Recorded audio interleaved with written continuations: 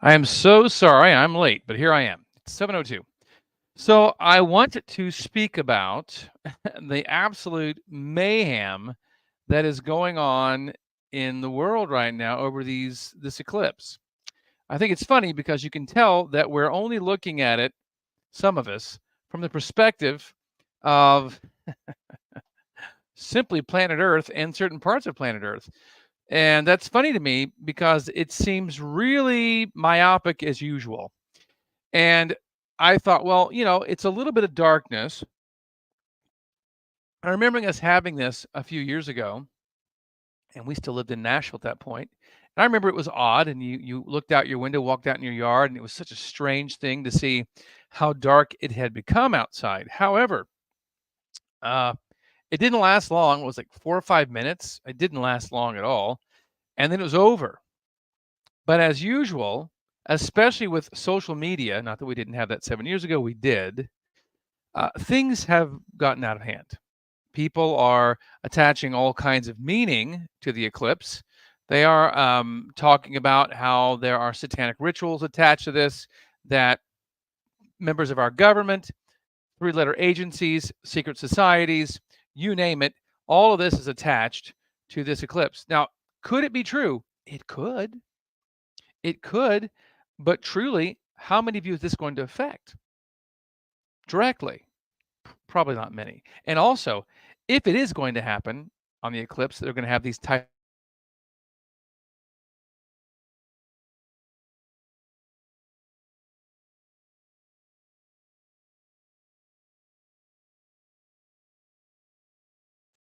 whether we knew it or not. Sorry about that.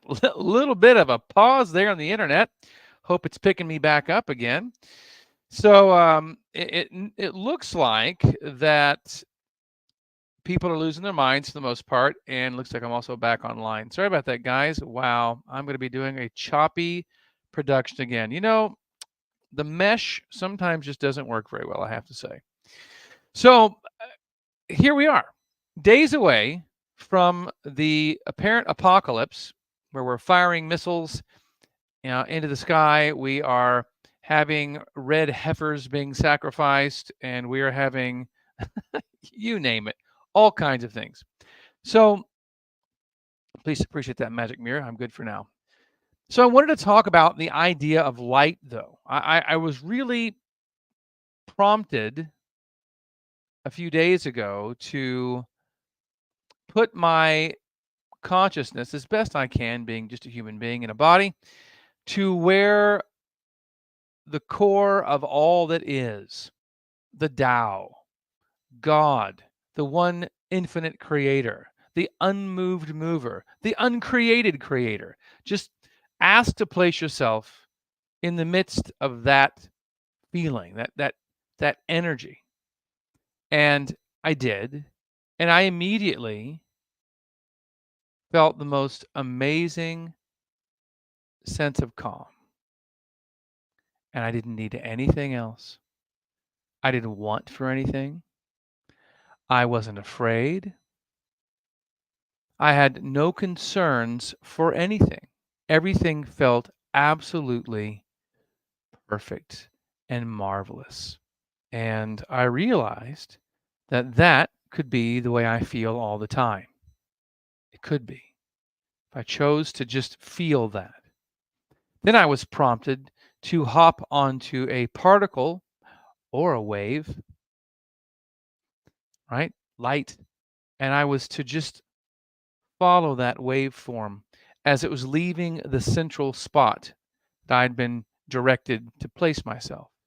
And I just kept moving away like a porpoise, away from where I was in that sense of security. And I moved further and further out until I was in this body. And then I was asked to feel, how do you feel at this point as opposed to where you were when you started? I felt isolated.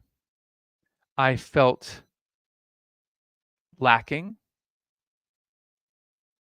I felt hungry, like I couldn't be satiated.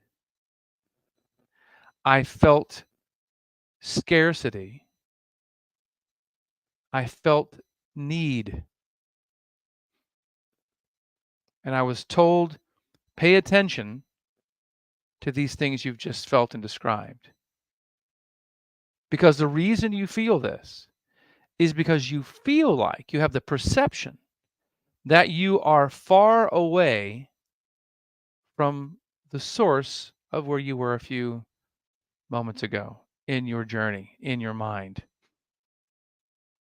Do you see? I was told this. Do you see and feel why humans act the way they do? Do you feel why greed rules everything? You feel a threat of greed because you perceive that you are far away from home. You're far away from the source. You're far away from the Tao. You're far away from God. And so you feel lack and you're scrambling and scraping, trying to find a way to fill that sense of lack. And yet it never goes away, no matter how much you have, because you have perceived that you are far away from the source of light, and you are now in the almost engulfing darkness. This, I heard in my head, is one reason why, and one way you can look at why humanity acts the way they do, and why, on a very mundane level, they scramble for toilet paper and paper towels in the middle of a pandemic because they're afraid they're going to run out somehow. Yeah, I took it there. Do you understand? Do you see what the 8th of this month, a couple of days, do you see what it's showing us? There's going to be a few minutes of lesser exposure to light for some of us. And in that lesser exposure for 4 or 5 minutes, many people are losing their minds. It sounds ridiculous, doesn't it? And yet you can feel it. And that's because many people have attached all kinds of dark activities and intentions to that eclipse. That's because many people have read things that they would have never thought of on their own.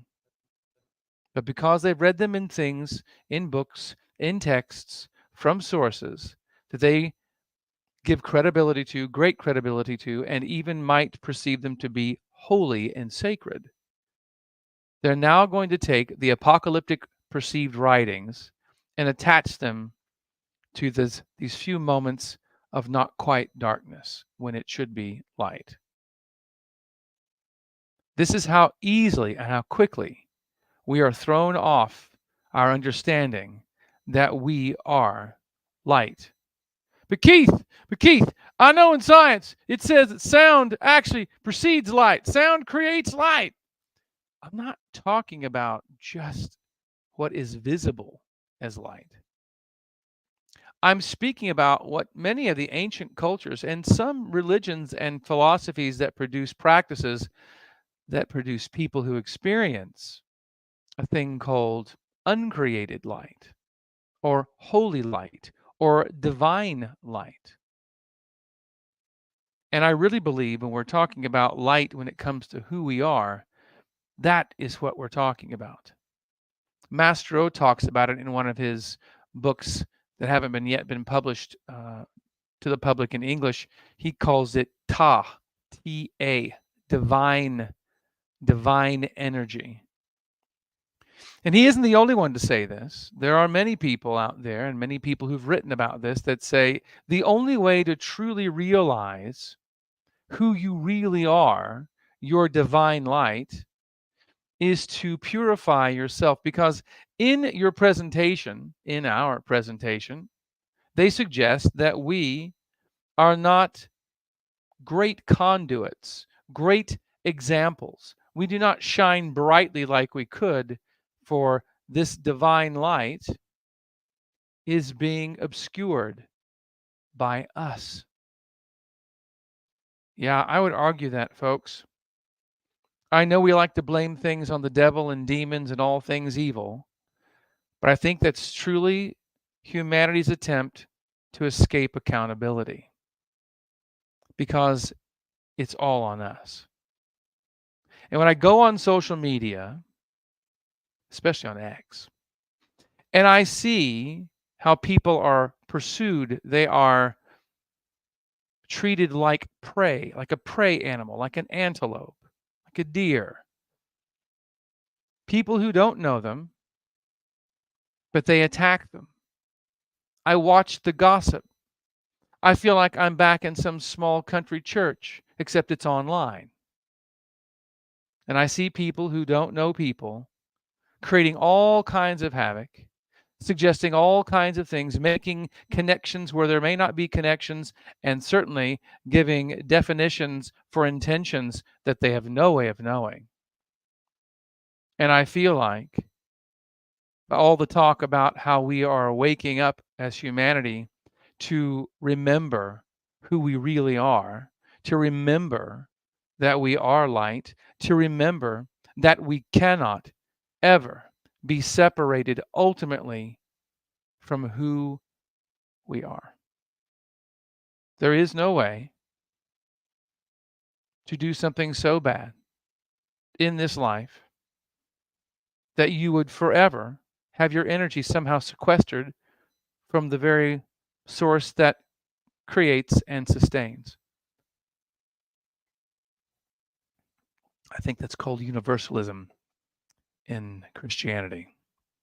All things are of the one and go back to the one. However, in this earthly experience, in my conversation I was having the other day inside of myself, you might argue, I was shown how over and over and over again our journey here in this flesh, at least part of the journey, part of the purpose, is the discovery, the rediscovery that you are light. That's part of the journey. It's part of why you're here. And yet we have so many examples of humanity that run the other direction. Now you think right now I'm talking about people like Hitler or Stalin or Mao. Sure, we can talk about those high profile figures. We can also talk about the people who sit on church pews or go to mosques or synagogues or temples of whatever nature you want to mention. And they're ritualistically doing all the right things every week. They're following their liturgical cycles every week, every month, every year, doing all the right things, going through all the right motions. Because they figure in this way, surely I'm going through some type of purification process. We were even told in the Orthodox Church, that's Orthodox Christianity, that it didn't matter what the priests, who the priests were that were up there officiating the service, who are asking the Spirit of God to come to change the wine and the bread and the hot water to be energetically imbued with power by the Spirit of God. It didn't matter. You could just swap them out. They're interchangeable. Didn't matter at all who was up there going through the ritual. But if you know anything about energetics at all, you know that's not true. That's ignorance speaking. That's people repeating things over and over again, but having actually no personal understanding of whether it's true or not. And from my perception of what I could feel in every single one of them, it absolutely made a difference who was up there asking, saying the prayer, having the intention, having the energy flow through, or not so much to flow through them, because that's the way it works. When you go to eat at a restaurant and you don't know who it is in the back, in the kitchen, who's preparing your food, and they've had a really shitty day, and they're back there doing the food prep, freaking sacrificing, this is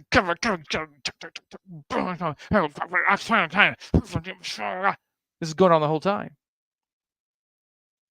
Plates for table number 7, ready. It's going into your food. That's why sometimes you eat food from certain people that you know, like your mother, your grandmother, whoever it is that does special cooking in your life, and you're like, man, nobody makes it like that person does. And one of the reasons why isn't just the ingredient choices, it's because of who it is that's putting that meal together. And you could take the same ingredients and measure it out over and over again and have the cook come in and just assemble the ingredients. And it would taste different from person to person because of who they are and what's coming through them into the food. That is a symbol. It's a picture, a snapshot of our lives. As we live each day and we choose to be kind, we choose to be benevolent, we choose to be loving, we choose to be long suffering, we choose to be forgiving, we choose to be firm, we choose to have our boundaries formed, we choose to uphold those boundaries in kindness. We start to refine who we are and start to release the light that we are and its obscurity. We're able to start refining our ability to show what we really are, who we really are, by how we live each day. No ritual is needed. No religious organization is needed. No workshops are needed. No threat of hell and eternal damnation is needed. It's simply a choice that we make over and over and over again to remember who we are and that we are light. And can you just feel that right there? If I just say to you, may you be filled with light. Just that right there. Some of you feel something. Some of you feel something. Some of you feel like something has just shifted. Maybe the light perception in the room has shifted and the room's lighting looks different for you. Maybe you just feel something inside of you that changed. But it's a memory, not a fabrication, not a wish, not a leveling up, not living a high vibe life. Because that kind of stuff is no different than the people who ritualistically go into their organizations and do the right things, but internally nothing ever really changes. We want to be in a process of waking up. Ignore the BS you see going on in social media around events like the eclipse or what's going here and there and all of the doom and gloom. Does it feel promising some days for this world to be better? Some days it doesn't, but not because of what I'm seeing right around me, but because of what I'm seeing online. Where most of those people wouldn't even say what they're saying if they were all in the same room with each other. They wouldn't dare be that crass, that cruel, that rude, that arrogant, that absolutely heartless words and venom coming out of their mouths. They wouldn't do it in person. And many of them do it in the name of their particular religion. Again, like a bunch of gossips at church, some social club. Are we light? We are. Are we wave forms? We are. Are we eternal? Seems to be the case. Is this particular body eternal? Probably not.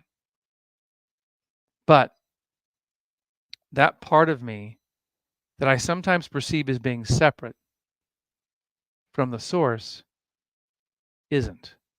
And one of my major roles every day to pursue that major direction is remembering I'm not separated. I'm not far away. Heaven isn't out there somewhere. But the source of all that is all here all the time. As it says on my screen, 24/7. It's always this way. We just have to remember that it's the truth. And there seem to be certain people in this world who have understood this, and they have created certain practices to give this to redeem the idea of practice for a second. They have created certain practices, certain ideas, certain techniques that allow us to move into that direction of uncovering the truth of who we are faster. When I was in the Orthodox Church, they talk about the monks and how the monks would go in and they would have this time of ritual where they would say, "O Lord Jesus Christ, Son of God, have mercy on me, a sinner. O Lord Jesus Christ, Son of God, have mercy on me, a sinner." And they would take that mantra and they would drop it down, not out of a place of damnation, but out of a place of an asking for help in transformation. And they would drop their consciousness with that message on their lips into their chest and ask that they would be transformed. Not to quickly rescue my feet from the burning fires of hell, but transform my soul so that I would be more and more refined, more and more pure, more and more be like the writings of Jesus, about Jesus, what those said. That's what they wanted. And Master O, who's a man still alive living in California from China originally, he was told by his encounter with God after being an atheist, and then boom, God moved in. Hey, I want you to understand, humanity is actually supposed to be insanely powerful, supernatural in your view. That's what humanity should be like. 1/10,000th of the potential is what you're operating at right now. And the only way to unlock the true nature of who you are, your true light, is to become more kind and benevolent, to take kindness and benevolence as your basis. Take frankness and friendliness to heart, to speak with reason, to treat with courtesy, to act with emotion. And then you can accomplish the results you want in your relationships and in your life because you'll unlock the keys that allow the power that is sitting waiting for you to come through. But you have to do the refinement work first because it's part of the journey. And you can attach yourself to any story of why the journey this is this way that you want to. Fallen nature, whatever it is you want to go to, whatever. Tell your stories, attach yourself or don't. But as long as you're paying attention to the fact that this is about recapturing who we really are, I think that is a better place to put our efforts every day as opposed to freaking out over the fact that there's going to be an eclipse on the 8th. Don't look away from darkness. We need to be aware of the darkness in the world. But also, don't lose sight that even the smallest candle flame in a large room brings some degree of illumination. And the more and more you grow that flame, the larger it becomes, and the more that join it bring more light to that room till eventually there is no darkness in that room. There is no corner that hides anything. And all of the dark underbelly of this world that we suspect and some know exist will eventually be exposed. But we're waiting on other people to do it. And it doesn't mean that you need to post more things online to uncover the darkness.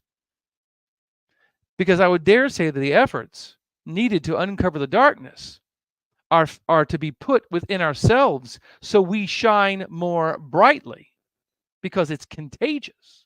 And the more lightly and brightly we shine, the more those around us go, hey, I'll join in on that. I can feel that. I can feel the waveform that you're resurrecting from the ashes of your life. I can feel what you're recapturing, and I love the way that feels, and I want to join that with you. I'm going to match that. And now that we have 2 waveforms that are synchronized, and then we have 3 and so on, we start to feel the momentum shift. But thinking high vibe thoughts and leveling up doesn't get it done. Ritualistic behavior in buildings doesn't get it done. Taking wine and bread and water that's been prayed over by people who may or may not be in any place to bring anything of value through them, that may not be the answer. In fact, I dare say it's not the answer. You have every right to ask to reclaim your birthright. But will you ask for it? And then can we be receptive enough to then receive the answers we get for what we need to surrender and what we need to let go of so that we can make room for what's worth having? Things are fine. Materialism can be okay, can be comfortable, enjoyable. But if it's getting in the way of actually realizing who we are, we have to let go of it. That doesn't mean just stuff. That means anything that we're attached to, including relationships, ideas, paradigms, belief systems. Sometimes you just have to let go. So then you can make room for other things to come in your life that truly make you shine. Thank you for being here, and I'll see you guys sometime soon.